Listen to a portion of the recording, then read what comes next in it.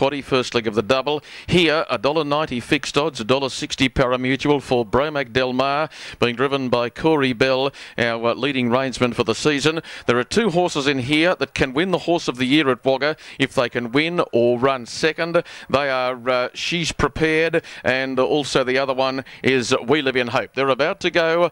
Mobile folds the arms back. They're off and away, and She's Prepared from the inside. One of the better ones out, but Fresco's Archie also began well, and I fancy the favourite's going to take it up, Bromac Del Mar, who whooshes around the outside for Corey Bell and is extending to go to the lead now on the first corner. Fresco's Archie content to let him go, and on the inside then, holding down fourth was She's a Jackson when they'd settled and balanced. They're being followed further back by Lettuce Somewhere. Up on the outside, the Queen's Portrait, and further back in the fight then to Gidget Rena. Alcoholism's driver wants to get away from the market, does. We Live in Hope's a front running type, and from the second line it's going to scoot around and go up and I'd think sit the chair, whilst last of all was Conrad Kenzie. 42.1 was a pretty leisurely lead time, and the favourite Bromac Del Mar called the tune, and with its ears pricked ran around the bottom corner and headed out to the back straight after almost a circuit. Holding second, She's Prepared. We Live in Hope is going to do the work, no smother on the outside, and carried up the train outside of She's a Jackson.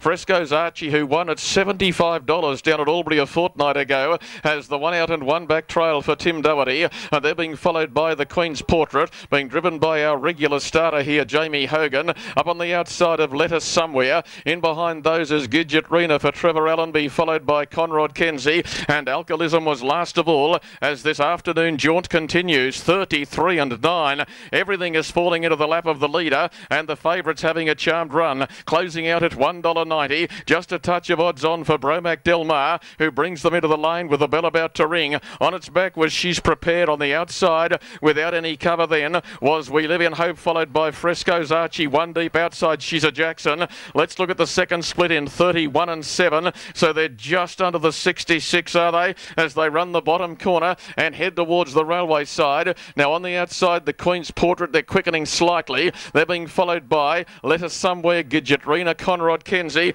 and Alcoholism with it all to do. This leader will sprint when the sprint goes on, and it is now inside the 6. Bromac Del Mar. Corey Bell, with well over the 100 winners for the season, may well add to it on this last day of the season. It's travelling well, Bromac Del Mar. We Live in Hope is just starting to struggle. Fresco's Archie might be a danger to the leader, if any, and on the leader's back as She's Prepared, but Bell is off and gone. This looks home, and I know they've only just entered the lane, but Bromac Del Mar is 20 metres in front and going much better than any other runner. It's another winner for Bell and Snudden. What a season they've had. Now, who's going to run second? Fresco's Archie on the outside will be that runner. Bromac Del Mar won it by 22 metres. Fresco's Archie second.